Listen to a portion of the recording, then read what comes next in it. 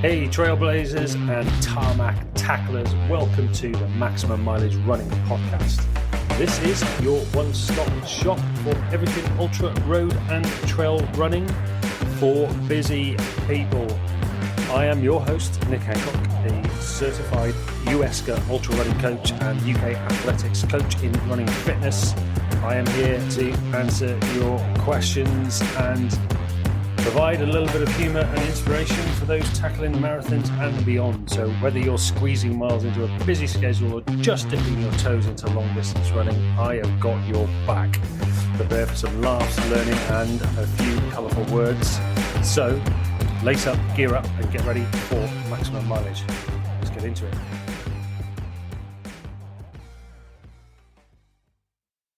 Start again. Okay, welcome to the Maximum Mileage Podcast, and on today's episode I have Marcus Willday.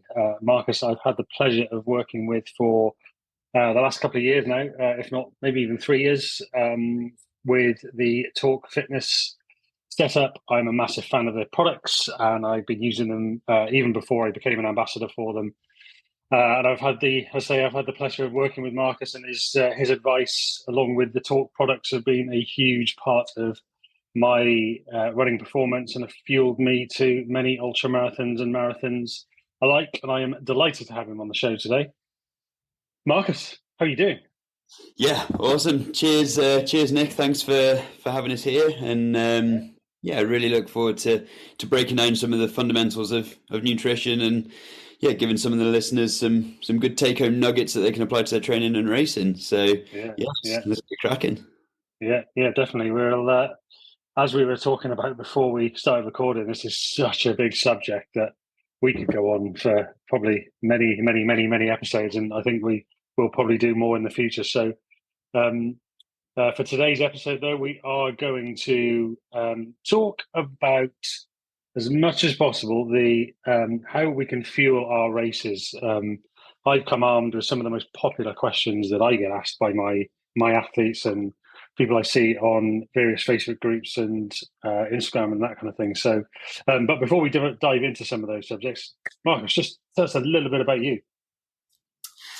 So, I am the performance director at Torq, so I'll look after all things sport, science, nutrition, podcasts, education. If any of our supported athletes have any questions, they need support with regards to their nutrition, fueling, hydration, recovery advice, I am the go-to. I work alongside our kind of new product development team on ensuring that, everything that we do at Torq is there to answer a performance solution. So, what we mean by that is, if you find yourself exercising, training, racing, and there's an element of the product or a product that just isn't quite fitting the bill, we at Torq will do everything that we possibly can to overcome that problem. Whether it's from a carbohydrate ingestion perspective, whether it's from a flavor perspective, whether it's from a packaging perspective, we look at everything at the absolute nth degree and break down each one of those problems to what we aim to do is then provide perfection at the end of it. And, I think we've come a very, very long way over the course of 20 years. Of being very, very active in endurance sports, and I think it's probably fair to say that as a result of that time, effort, and commitment to creating performance solutions, we are now one of the UK's and ever growing globally endurance specialist performance nutrition products. So. Yeah, I think in an absolute nutshell, that's kind of everything that I cover.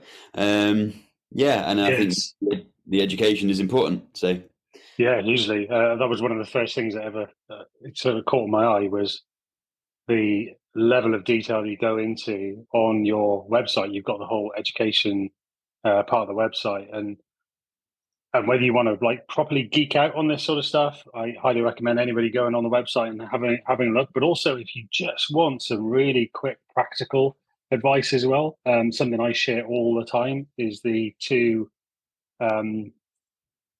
engine gauges, fuel gauges video, and I'll share that in the show notes actually, because I think that just explains marathon fueling, long distance fueling, really, really well, of how we have our glycogen stores and our the gels that we take and the role that both of those play. But anyway, we'll get into a bit more discussion on that. So, one of the biggest questions I get on my with my athletes, with the people I see on Instagram, Facebook, social media in general, is how should I fuel my marathon, ultra marathon? I think we'll break down the two separately because I know they're two very different beasts.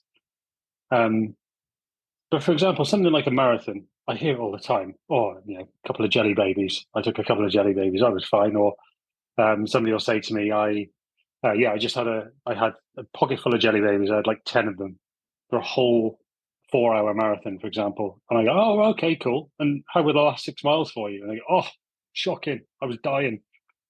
Like, well, that's because you only had 6 or 7 jelly babies for the whole marathon.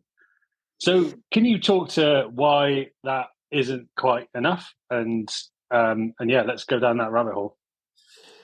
So this in itself is a huge topic, and online we have an article on how to fuel your marathon, and that in itself I think is a 3,500 word source. It is a meaty piece of advice, but to answer that question, you have to almost start at the end, and you have to start at the point as if you have completely depleted your fuel tank, as if the fuel that you have in your car is now scraping the dregs at the bottom.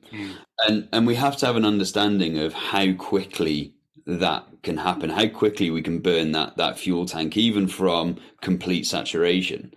And if we're looking to run a relatively competitive marathon, we could be looking at anywhere from 2.5 to maybe 5 hours, maybe 6 hours. Who knows? It's everyone's demands of what they want from a marathon are very different. But at the end of the day, we still have this capacity to break down our physiological fuel tank of glycogen, of stored carbohydrate, very quickly. And when I say very quickly, I'm referring to 2.5 hours at a relatively high exercise intensity. Okay. If we want to prevent that, well, what can we do to prevent the breakdown of that glycogen? And we remember when we break down glycogen and we completely deplete our glycogen reservoir, we're only then left with one metabolic fuel source. And that metabolic fuel source is fat. And the trouble with fat is that it's whilst it's a very efficient nutrient in providing lots of energy, we need a lot of time to be able to break it down as a nutrient to provide us with energy. And so we can only do that at low exercise intensities. And so anybody who ever has bonked before or hit the wall will have noticed that their rate of perceived exertion, how hard that they feel that effort is, would have absolutely rocketed, but their ability to produce any pace would have plummeted. And this is what we need to consider. Why has our ability to produce pace plummeted? And that's because we no longer have glycogen, carbohydrate as an available fuel source, allowing us to work at a moderate to high exercise intensity. We're stuck in this, we can consider it a slow zone of breaking down fat as a fuel source, but there's no fuel that will allow us to inject a bit of pace. So ultimately, if we want to run a marathon, regardless of whether we want to win the race or we want to complete our own battle, we still want to see a nice time on the finish board at the end. And so we want to do that in as best time as we can. And so we have to... And that's all relative to the person, right? It might be that somebody like me, I'm aiming for 240 at Manchester, but I've got people I coach who are going to be aiming for 5, and they're going to be super chuffed with that because that's Ab- relative to them. Absolutely. And if that person aiming for 5 hours can do it in 4:59 because they Yeah, fuel correctly, you're going to feel over the moon with that effort. yeah, But you're going to have to fuel to allow that to happen, because if we can break down carbohydrate in as little as 2.5 hours, deplete carbohydrate reservoir in as little as 2.5 hours, that's, theoretically speaking, an hour and a half where we're plodding along in this forced slow zone because we've essentially bonked. So, so how can we overcome it? And the analogy I like to use is almost like driving your car whilst filling it up at the same time.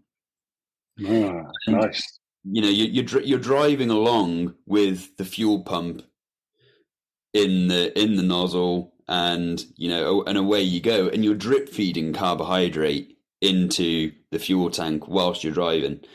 And what we see is the body's preferred fuel source is glucose. We'll always, especially when we're exercising, we'll always aim to use glucose as the fuel source first. Mm-hmm. And so for every sports nutrition product, for every jelly baby, for every sip of energy drink that we have, we're providing the blood and the muscle with glucose, the preferred fuel source. So in essence, we're sparing our fuel tank. And that's going to allow us to do one of two things. It's going to allow us to either extend your time to exhaustion whilst running at the same pace, or it will afford you a higher pace. Mm-hmm. So we now need to look at, well, what is our exercise intensity? Is it low? Is it moderate or high relative to ourselves? And as a result, how is that going to have an influence on our ability to use carbohydrate as a fuel source, and how much carbohydrate are we going to use as a fuel source at those varying exercise intensities?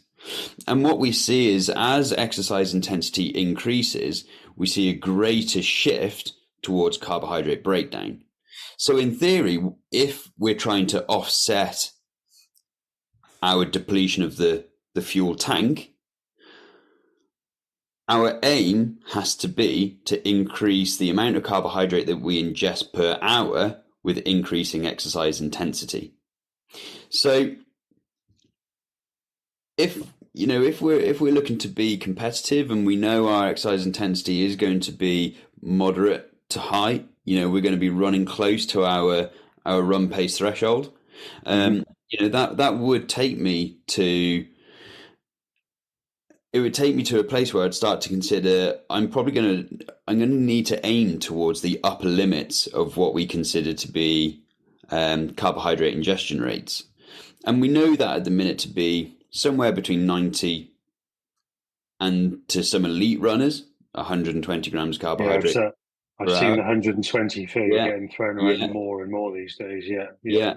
But I think, for a lot of us, what we also have to remember is that whilst there's so much knowledge out there about fueling, and we know what we should be doing, there's a lot of athletes out there who know what they should be doing but aren't doing it.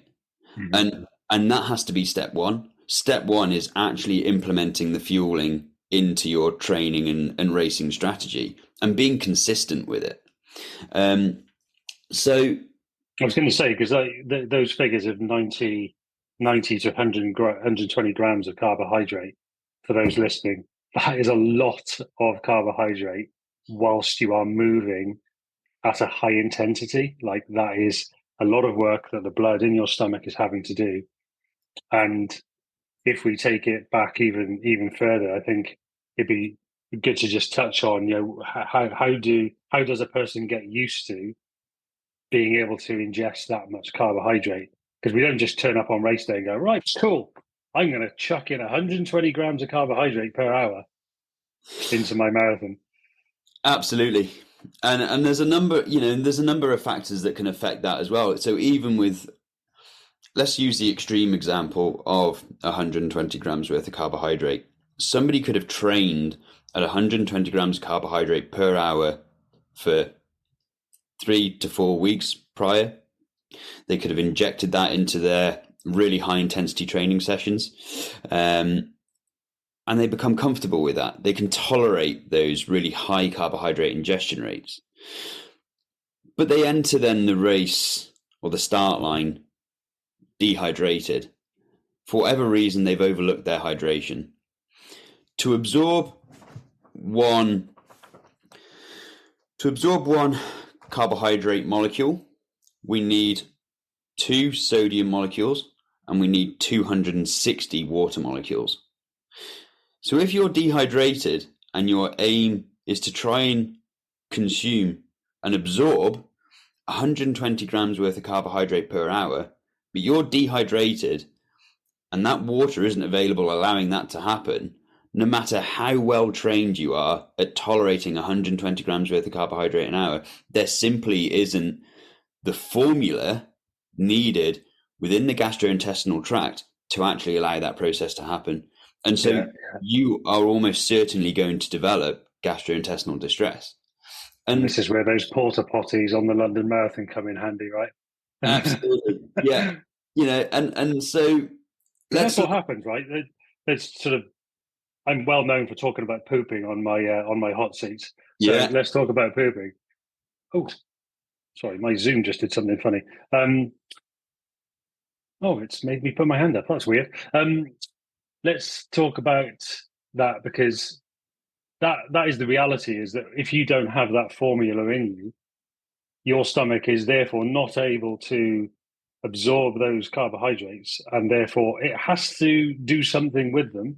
Yep. And therefore it's either through puking or pooping. Let's be honest, right? Yeah, that is the reality of the situation. There is no point hiding from it. And I think this goes back to, you'll have heard it, we'll have heard it 1,000 times. I don't get on with gels. And is it really the gel that's the problem? Understanding what we've just discussed, or is it something that's happening around the exercise window that means you can't tolerate the gel? And in 9 times out of 10, when we speak to athletes, whether it's myself, whether it's yourself, and we start to break down some of the nuances surrounding nutrition, we start to realize that it may be a high fat breakfast. It may be a high fiber breakfast that's limiting the absorption of carbohydrate through the intestinal tract, that's essentially blocking our pathways to absorb that carbohydrate. It could be dehydration. And in 9 times out of 10, those are the factors that means the gel gets the bad name. But the reason it's the gel that gets the bad name is because that was the last thing that was consumed at the point of developing gastrointestinal distress. Yeah, I'm constantly talking to the nutritionist I work with about what I'm eating around my sessions and around my races, and it is all about reducing, particularly fiber. Fiber, whilst is absolutely essential for overall health around the time of a hard session or a race, avoid it. Absolutely. And this isn't for us to sit here and discredit any of the macro or micronutrients. For anyone listening, the macronutrients, your fats, carbohydrates, your proteins, and your fiber, and the one that's commonly overlooked, water, right? By volume, water is the biggest or most consumed nutrient that we consume every single day, and yet it never comes up in conversation. So, that's really interesting to bear in mind. But I think, going back to what we were just talking about, whilst we shouldn't muddy the water in any specific nutrient, it's important to know that they're all absolutely fundamental to health, well-being, and performance to some degree.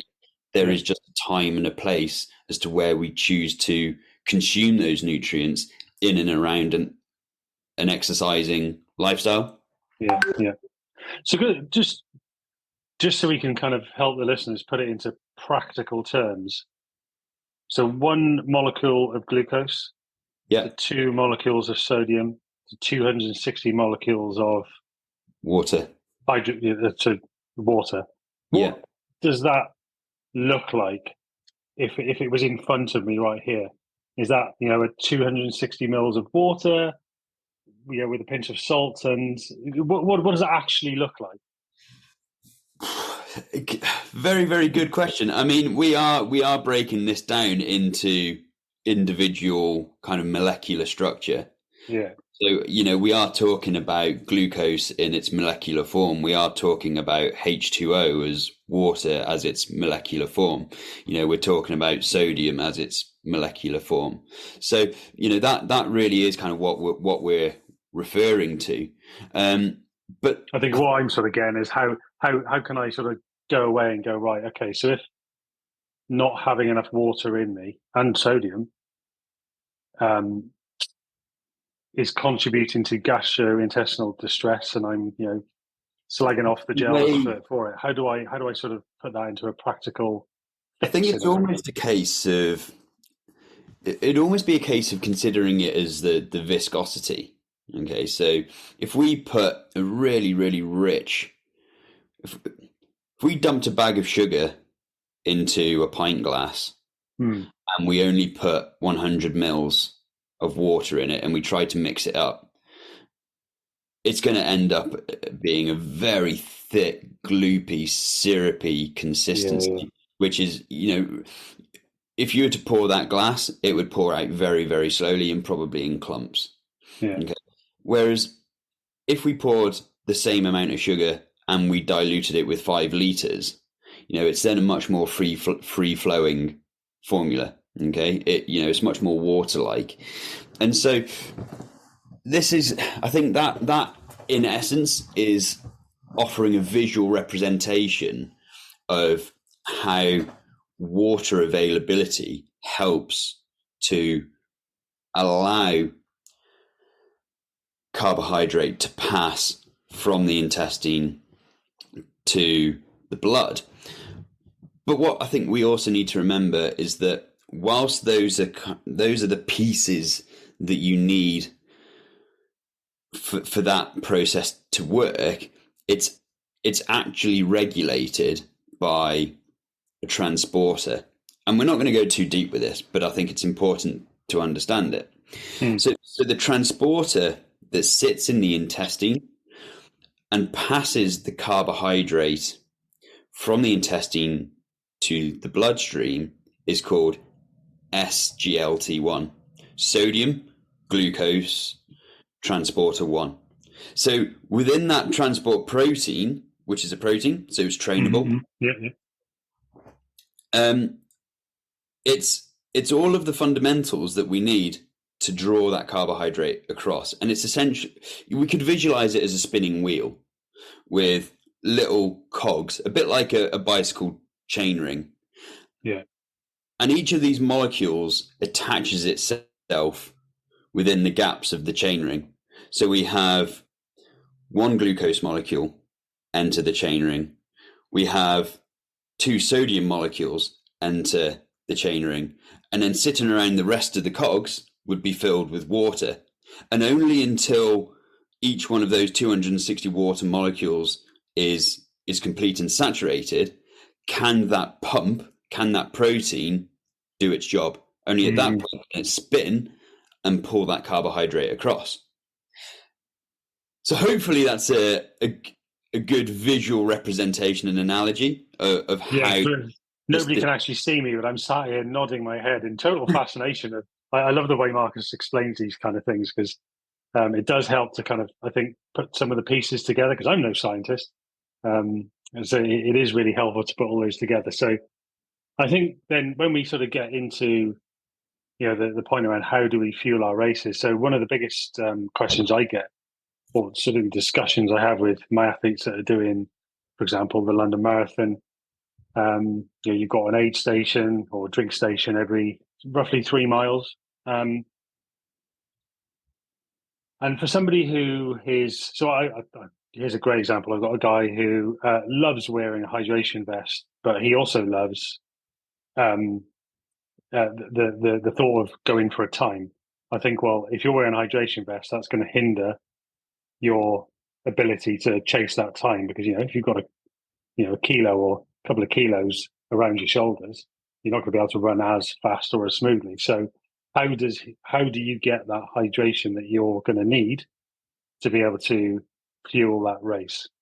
And I think that's a big problem that a lot of people have with something like the London Marathon. Yeah, particularly myself. I think when I did my marathon PB, I think I took maybe, I'd say 100 mils of water over the 2 hours and 50 minutes, because I don't have Eliud Kipchoge's bike man, who is awesome to watch on Passing YouTube, bottle. passing bottles to me. So how do your regular marathon runners get enough water in them and perform well?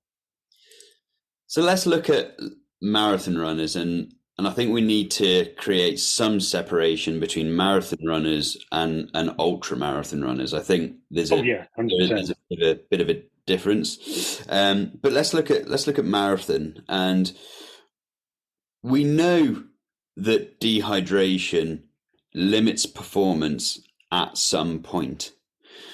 We often hear 2%. A 2%. I was going to say 2% is what I've heard. Yeah. In dehydration. We see sometimes 3%, and yet we've seen elite marathon runners finishing a marathon 10% dehydrated, and they've put in the best time of their life. Yeah. And so, well, how does that stack up? And well, what we also have to consider is psychological stimulus. All right. If you know that you're going to be on the best time of your life, and you're an elite marathon runner, an elite race, the streets are lined with thousands and thousands of people cheering your name, that's going to have some pretty big stimulus. Oh, yeah. And so is there a likelihood that actually the psychological stimulus could limit the effects of the dehydration? Mm-hmm. And I would say yes, but then I would also couple that with, well, what happens if you had that same stimulus and you weren't 10% dehydrated, and you're actually only 1 or 2% dehydrated? Yeah, you may have broken your best time by 3 minutes. Could you have broken it by 7? And I think that's what we need to consider whenever we're looking at some of the research to some degree, also articles that we read on websites and in magazines. So for a marathon runner, we have to look at, well, what is it that you want to achieve? Do you know that you're a heavy sweater? You lose a lot of fluid during a race. And if that's a yes or a no, what can we do to try and overcome that problem? And my first point of critical importance would be to ensure that you go into the marathon in a really hydrated state. Yeah. That's the sort of advice I give my people.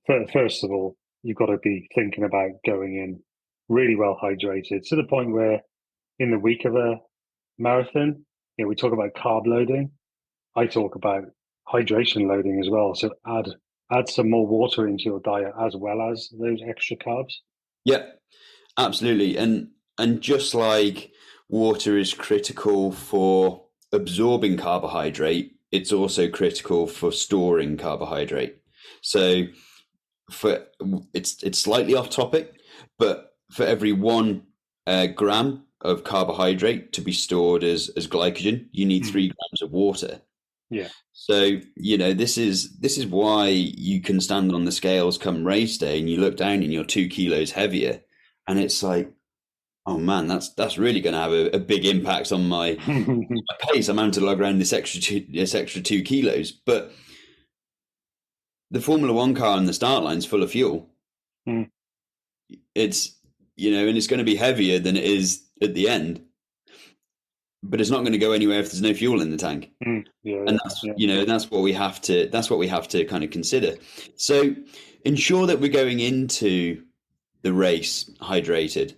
That's going to allow us to thermoregulate correctly, dissipate heat from the body. It's also going to allow us to, like we spoke about, absorb that carbohydrate from the intestine to the blood. It's going to maintain our cardiovascular capacity, which is absolutely fundamental to endurance performance. It's also going to maintain our cognitive capacity as well, our decision making. And if you think about the critical importance of pacing a marathon, that's fundamentally a psychological task and a psychological regulation. And if hydration starts to become neglected, our ability to correctly pace and make decisions surrounding pacing become impaired. So you can see how nutrition has also an impact on psychology. So we've gone in hydrated. Now we need to consider probably what our expected race time is going to be. We need to consider how much fluid we would typically lose per hour. And we would aim to try and offset at least 2% of that, to try and prevent 2 to 3% of total body mass at the start compared to at the end coming from water. And we then have to take a look at our fueling opportunities and hydration opportunities. So are we planning on stopping at the race support hydration stations? Within certain races, we may have the capacity for support staff / team / family, friends to pass up a bottle, which we can take fluid from on the go, or we run with our own hydration packs. And so we have to look at how important the hydration is going to be to our overall performance. But what's also really interesting that we see, and this is a differentiation between runners and cyclists, is that cyclists have a capacity to carry a lot more fluid. Training, whereas runners are really quite limited. Research has suggested that runners are actually better at tolerating higher exercise loads in dehydrated states compared to cyclists, because they typically train in further dehydrated states simply due to the fact that that makes sense.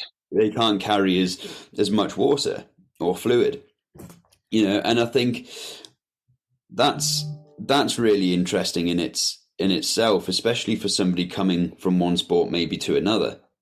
Is that just because you could tolerate X intensity in one sport, as you make that transition, it may be harder to do so. Hydration is key to performance, and I think trying to limit dehydration where possible does have to be at the forefront of our mind, because whilst we're unsure as to exactly at what point percentage dehydration impacts performance, we know that the physiological markers that are regulated by good hydration are impacted as a result of dehydration. So that's what we need to do. We need to ensure that these systems have all the tools that they need to run effectively. Just like a business needs X amount of staff to run, the body needs X amount of water to run. So what you're telling me is that my strategy of only having 100 mils over the course of 3 hours is a poor one. I mean, there's probably room for improvement. It's that. I think it's that. It's that old adage of I want to perform the best I can, so I don't want to have any point in my race where something is slowing me down. So I think it's getting that balance right, isn't it? And I think the balance is more difficult in the shorter races, i.e. the marathons over ultra marathon. Yeah. If for example, we sweat, for easy maths, 1,000 mils, 1 litre an hour. So that's what's leaving our body. Yeah. And our ultra marathon is 7 hours, 8 hours. And we're only ever ingesting 500 mils of fluid every hour. Hour on hour, that's a 500 mil deficit. Mm-hmm. You know, for the first 2 or 3 hours, we may not notice the effects of the dehydration setting in. Yeah. But I've worked with so many athletes, and it's almost at exactly the same point, somewhere between 3.5 and 4.5 hours, they say, I've been fueling at 90 grams of carbohydrate per hour. My fueling is spot on, but my ability to produce power has just disappeared. Yeah. And I cannot work out for the life of me what that is. So we look at their fueling, we look at their breakfast, we look at their recovery, we look at their training load, and everything marries up to what should be a theoretically good performance. And then we look at the hydration, and we look at how much fluid they've been consuming over the course of the last 8 hours of their race. And it's microscopic because they're concerned about carrying the extra weight, which of course you don't want to be doing over the course of 8 hours. But at 3.5 hours, they're already starting to see a decrement in performance. So their pace drops for the course of the next 5 hours, let's say. And I can almost guarantee that the additional weight carried by the athlete that would have a better impact on their physiological performance would by far offset the pace that they would lose by becoming dehydrated. Yeah. And I've seen that firsthand. By adjusting the amount of fluids and increasing the amount of fluids per hour has significantly improved performance in ultra endurance events plus 4 hours. Yeah, I 100% agree with that. A fairly simple strategy I employ with my ultra runners is most of them are going to be carrying 2 500 ml bottles on them. Yeah. Some perhaps a bladder with maybe 1.5 liters on it. You've generally got anywhere between 6 and 10 miles between aid stations on most ultra marathons, which for most people is somewhere between 1 and 90 minutes, maybe 2 hours for a 10-mile gap between aid stations. And my advice is fill up your bottles at every aid station and finish them before you get to the next one. Completely finish them. And if you haven't finished them, open the lids, and before you give it to you fill it up, or you give it to one of the aid station volunteers to fill your bottle up, neck what's left in there. Okay, if it's a huge amount, maybe not neck it, because then you might be having a lot of sloshy water in you for the next hour or so. But keep drinking. Every time you watch beeps for a kilometer or a mile, have a good sip of water, so that by the time you get to that next aid station, you've pretty much depleted all of your water and you can fill it back up again. And you raise a good point there with, one of the reasons why athletes will avoid carrying water is the sensation of water and electrolytes. So I'm talking about water here for the ease of kind of fluid purposes. But of course, it would typically be a carbohydrate and electrolyte solution if we were to perfect it. But let's talk about fluids. And the reason athletes would typically avoid, or runners would typically avoid carrying large volumes of fluid and ingesting large volumes of fluid is because of that sensation of sloshing around in the stomach. It is uncomfortable. But this is where training the gut starts to become really. I was just going to say, and we get back to the training bit, and you're practicing all of this stuff. You can train the gut, right? I say it all the time. You can train the gut just as much as a muscle. Yep, absolutely. And there is one time of year where probably all of us to some degree train the gut without us even realizing. And it's when we slightly overindulge at Christmas. Yeah. And Christmas dinner's deep over the course of 3 days because you've had to go and see various relatives, and you've had a Christmas dinner at each. And the first one is quite hard to consume. It's always stacked and mounded up on the plate, isn't it? And your nan keeps giving you more and more food to eat, and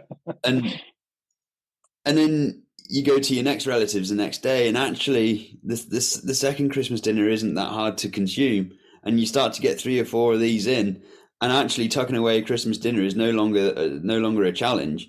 And sitting inside the stomach are stretch receptors, and those can be trained to tolerate a larger volume.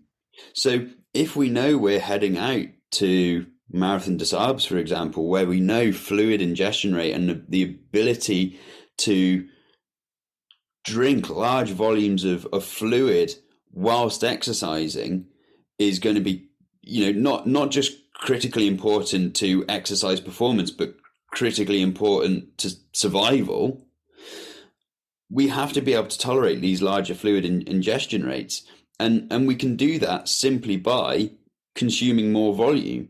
And we could do that by consuming more water whilst training, more fluids whilst training, to train the stomach to essentially carry more volume. And it's amazing how quickly the stomach will adapt. Within the course of 2 to 3 weeks of simply increasing fluid ingestion rates throughout our training sessions, we should see an improvement in stomach comfort throughout that training period. So, if you think how long it takes you to knock 30, 40 seconds off your 5K or whatever that might be, threshold pace, it can take a long time, but 2 weeks for a relatively significant training adaptation for me is a really short period of time. And a really cheap one. It's not like this. And a really cheap one. Yeah. This is not like this is something super expensive and we have to go out buying, the newest and latest tech. It's literally drink more water, folks. Yeah. And make sure you are taking plenty of water with you on your training runs. Yeah. I love that Christmas dinner analogy. I'm going to be using that all the time now. That is absolutely amazing, because you are right. The first one is a nightmare. And then the next day, well, not a nightmare because it's delicious, but then, you spend the rest of the day feeling groggy. And, you're barely making it to the Emmerdale Christmas special. This is it. But the next day, you're like, right, okay, round 2, here we go. And then, crikey, by New Year's Eve, you're still eating turkey curries, turkey pies, and all sorts of stuff because of all the turkey that's still left over. And you're not thinking twice about, knocking back an entire pack of Ferrero Rochers afterwards either. So I love that. I think that's a great analogy. In the time we have left, I'm going to fire a few sort of quick ones at you, and I think this is where kind of some of the more practical elements, because it's been awesome to really sort of get to understand more about the science of fueling, and particularly the role of hydration, because I know it's super important, but I think a lot of people listening will not realize just how important hydration is to performance, because carbs are put on the pedestal, carbs are king and everything, but actually, water is life. I think that's a saying that I certainly employ. Let's go back to the carb side of things, though. Torq, you guys recommend 90 grams per hour. We've already established that 90 grams per hour is a lot. Me personally, with my athletes that aren't quite used to ingestion that amount, we do start off with, right, let's go with 1 gel per hour. So, that in Torq terms is a 30 gram carbohydrate gel. Yep. And we do that on an easy run, and then we progress then to 60, and then we get up to 90 where we can. And I say that where we can because some people I coach, they literally cannot go up to the 90 amount. And one of the things I've read in the past is sort of a good guide is 1 gram of carbohydrate per kilo of body weight. Would you sort of agree with that? Because I mean, one of the sort of questions got thrown at me a little while ago was, I've got a runner who's in the sort of 50 kilo range, and then I've got a runner who's in the 100 kilo range. So is 90 grams the same for the 50 kilo? And this was a female versus a 100 kilo male. So this is a really really good question, and it comes from an evolution of the science. Okay, so the evolution of the science came from,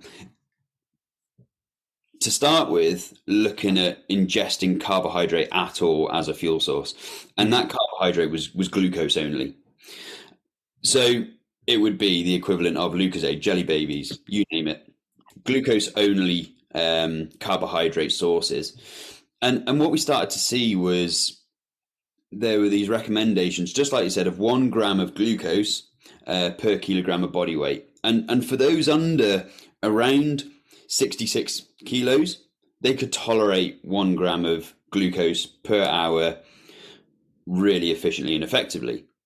Those athletes then who started to move into 80, 90, 100 kilos were consuming 1 gram per kilo of glucose per hour, and GI distress was starting to set in relatively quickly. We were thinking, well, what is going on here? Why are we seeing this discrepancy between the lighter guys being able to tolerate it and the heavier guys not being able to tolerate it?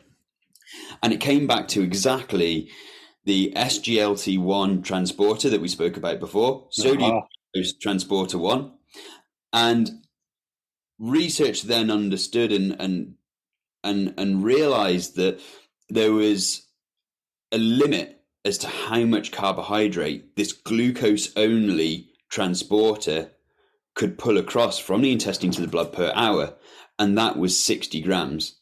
Mm-hmm. So if you're a 60 kilo athlete and you're consuming 60 grams of glucose per hour at 1 gram per minute, yes, you'll probably tolerate that absolutely fine, because the glucose transporter is at saturation. It's at a saturation threshold. Same as below that, you'll probably tolerate that just fine.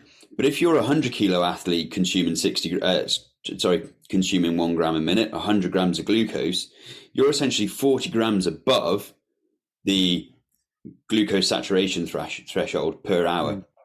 So that 40 grams is backing up in the gut, and it has nowhere to go. And so you are going to essentially create gastrointestinal distress. Yeah. So now what happens? So, how do we overcome this? Well, let's look at some different types of carbohydrate. And so we experimented with a whole load of different carbohydrate sources, and we ended up with fructose. And fructose was the key in getting us from this 60 gram threshold up to 90 grams. And what we started to see is that when we combine glucose with fructose at a 2-to-1 ratio, so for example, at 90 grams of carbohydrate an hour, 60 is coming from glucose and 30 is coming from fructose, it allows us to absorb and to utilize and to burn up to 90 grams of carbohydrate per hour. Okay. So we now move away from the threshold or the understanding of 1 gram per kilogram per hour to actually understanding that each intestinal transporter has its own thresholds. So the glucose transporter is saturated at 60 grams per hour, and the fructose transporter is still being understood a little bit more. Yeah. But we know that could be somewhere between 30 and, a bit like glucose, once trained, 60 grams of carbohydrate per hour as well.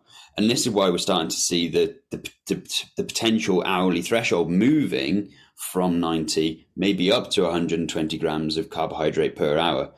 And that's as a result of not glucose being able to absorb more, but fructose being able to absorb more. So that's where there's a bit of a crossover in the science, and we're starting to see now less of grams per kilogram of grams per kilogram of carbohydrate per hour, but actually looking at the different intestinal transporters and where their own thresholds sit to allow us to identify how much we can absorb per hour. Yeah, brilliant.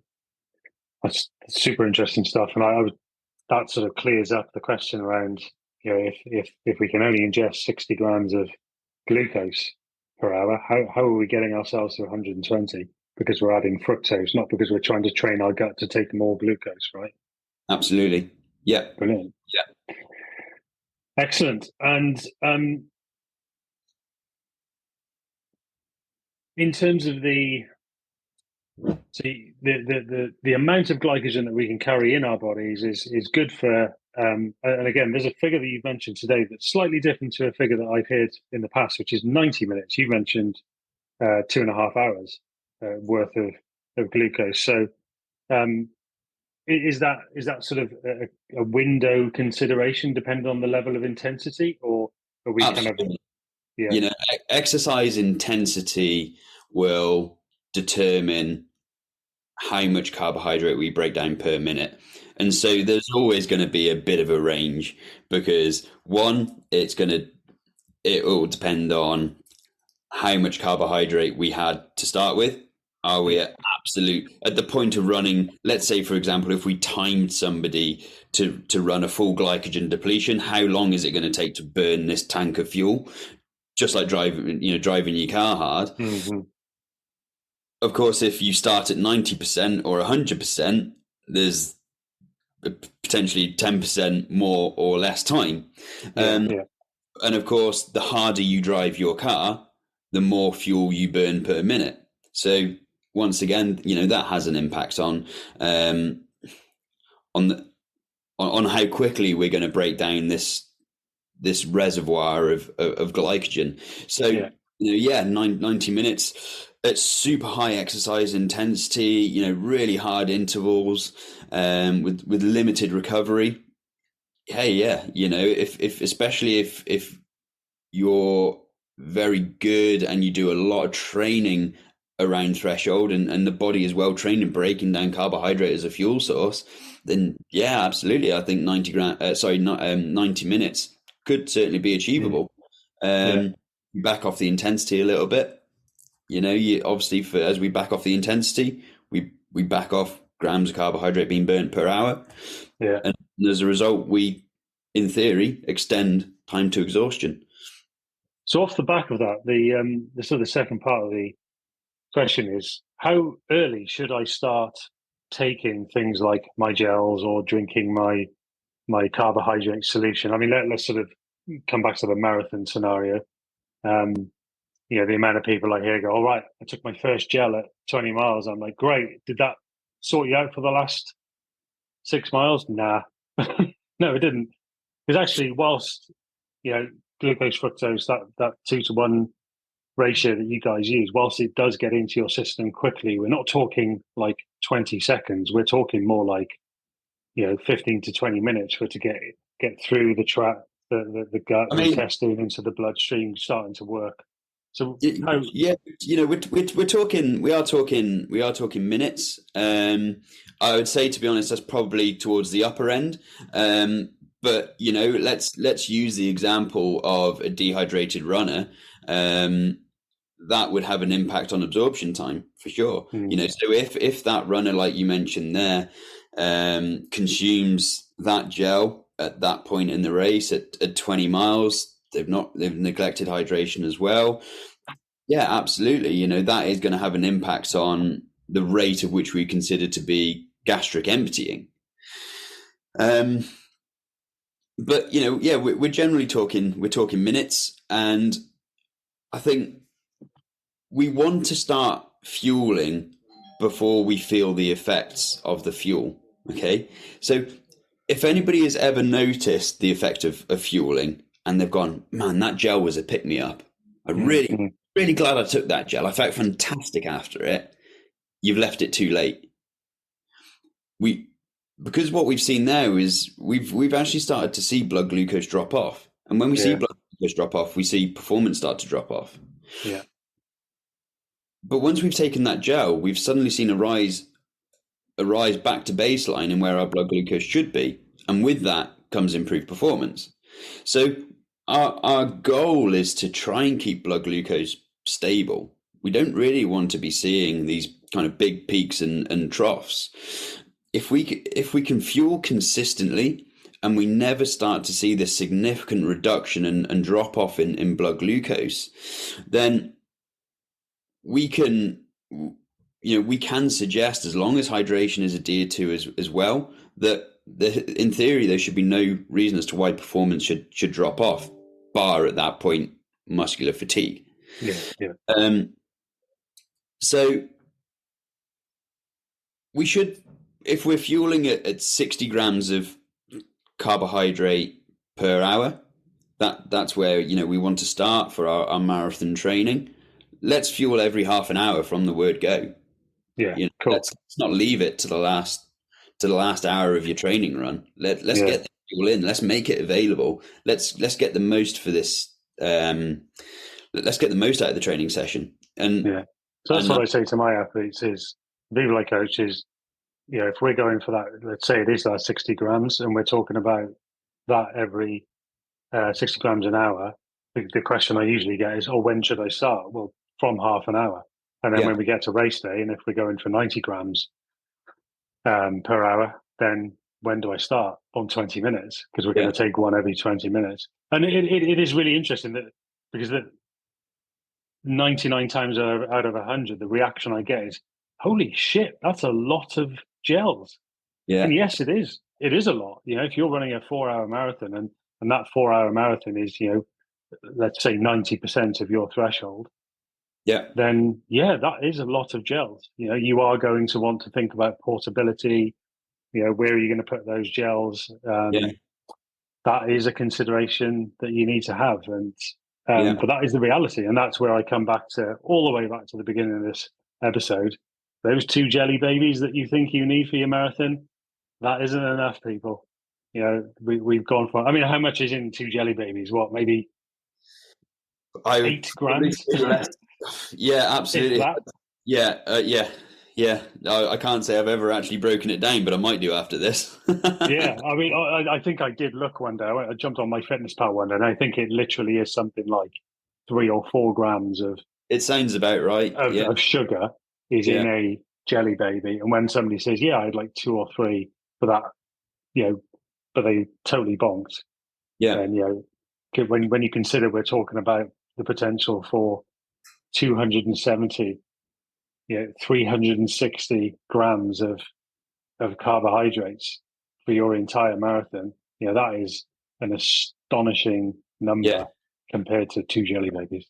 Absolutely. And I appreciate we're getting close on time, but it's a really good topic to bring up. So we look at training and nutrition and how it's important to train with the nutrition, and not just from a practical and an understanding your fueling regime perspective, but actually looking at how are we getting the most from our training sessions. If we have a 3-hour training run and at halfway through that run, our pace significantly drops off because we neglect fueling, we've done less work than if we've done the same 3-hour run and our pace has remained constant. At the end of the constant run where our pace hasn't dropped off, at the end of it, we've done a greater amount of work. And with work comes a training stress, and with a training stress becomes an adaptation. So, if we can train harder by fueling better, we get a better training response. Recover better as well. I talk about this all the time. That if you're fueling, your recovery starts during the run itself. Absolutely. The way you're fueling, and if you fuel yourself better, you'll perform better, and you will therefore come out of it with better recovery. Last one from me before we go, and another one that's hugely asked all the time. I think we've covered it, but do we take our gel by time or by the amount of miles we run? Because the amount of people who go, I took a gel every 3 miles. It's like, well, that's great if you're running 6-minute miles, but if Jimmy over here is running 12-minute miles and he does it every 3 miles, he's probably missing a window, right? Yeah, for me, it is time. Always by time. 100%. So we have our goal, we have our time goal, we have our pace goal. We know how that's going to have an impact on the amount of carbohydrate that we want to consume. And we break that down and we go, okay, if I need to consume X amount of carbohydrate and I need to fuel consistently, I divide that by the amount of minutes/hours. And that gives me a fueling target of how much I need to consume, whether it's one fueling product every 20, 30, maybe even 40 minutes or every hour. So yeah, absolutely, always by time. Perfect. Well, Marcus, I've absolutely loved this. And some of the takeaways, I think, for anybody listening to this today is think about how you fuel your training. If gels are the devil's work to you, maybe think about starting off nice and easy, 30 grams per hour. Make sure that you're concentrating on your hydration as well. And build up over time. And then when you think about, what are your race goals, you need to be thinking more towards the 90 gram per hour mark. A couple of jelly babies is not going to do it, folks. Marcus, thank you so much for joining me today. Thank you, Nick. And we will go down another rabbit hole one day, I'm sure, because there is plenty more to talk about. Thank you, Marcus. Brilliant. Thank you, guys. And that's another lap done on the Maximum Mileage Running podcast. Thank you for joining me and my athletes and my guests on this wild ride through the world of ultra, road and trail running. And remember, whether it's a mountain trail or the local road, every mile you conquer makes you stronger. Keep pushing, keep laughing, and of course, keep swearing when that hill just seems a little too steep. If you enjoyed today's journey, don't forget to subscribe and leave me a nice review, please. Your feedback does help me go that extra mile. Until next time, this is your host, Nick Hancock, reminding you to make every mile count. Run long, run strong, and run with maximum mileage. Catch you on the next run.